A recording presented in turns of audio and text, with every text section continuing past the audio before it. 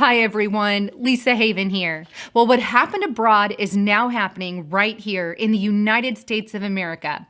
What am I talking about? I'm talking about Mark of the Beast style technology via microchip implants being implanted in people not only abroad, but right here at home in the United States of America. And a piece of legislation that was just passed in the House in Michigan will literally send chills down your spine.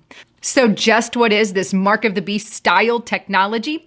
Well, let's go first to the book of Revelations that tells us about a future event. And it states this: it causes all, both small and great, rich and poor, free and slave, to be marked on their right hand or on their forehead, so that no one can buy or sell unless he has the mark, that is, the name of the beast or the number of its name. This calls for wisdom. Let the one who has understanding calculate the number of the beast, for it is the number of man. And the number is 666, Revelations 13, 16 through 18. Now, it makes it very clear that this is an event, according to the Bible, that's going to happen at a future time frame, where people are going to be forced to accept a mark in their hand or in their forehead, and they can't buy, sell, or trade without it. And it doesn't matter how rich or poor you are, everyone is forced to get it. Well, right now, it seems as if we are making massive headway in that direction. Take a look at some of the things that happened abroad. CNBC.com, this is an article from 2017. A Swedish startup has started implanting microchips into its employees. MPNnews.com, in 2017, employees in Europe are getting implanted with microchips. Newspunch.com, May 2020, just this year, Israel Prime Minister Benjamin Netanyahu is planning to microchip 1 million children. But you know, it's not just happening internationally, it's also happening right here in the United States of America. In fact, here's a news clip from 8 on Your Side about how we're eventually going to microchip our children. How far would you go to keep your children secure? Would you be willing to microchip them? Guys, this is what we're talking about, the microchip. I don't know if you can see it in my hand. It's the size of a grain of rice, very, very small. And the expert that we spoke with actually tells us that barcodes were introduced in the late 1960s. And back then, people thought, this is way too invasive and too weird. And now barcodes are so commonplace that we don't even think about them anymore. The expert tells us this will happen sooner rather than later.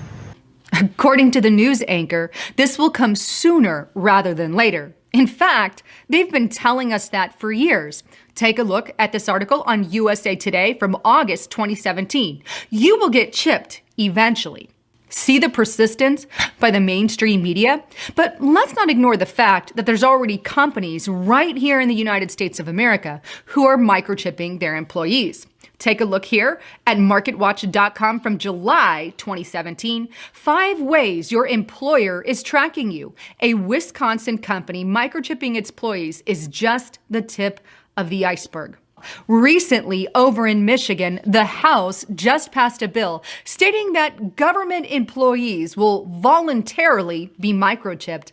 Take a look at this article on humansarefree.com. House passes bill to voluntarily begin placing human implantable microchips into the bodies of all state government employees. The article reads, the bill will be introduced to the state Senate where, if it passes, Government Gretchen Whitmer will be able to sign the legislation into Michigan law. The Michigan House passed a bill making implant company microchips voluntary for employees, according to a local ABC News report. People have been placing human implantable microchips on their bodies for years now, and we have chronicled all that for you over the years. Now, the state government of Michigan has passed a bill that will call for the state government employees to receive microchips inside their bodies. But don't worry, Governor Whitmer says the person who wants due date abortion has reassured everyone that it will only be voluntary.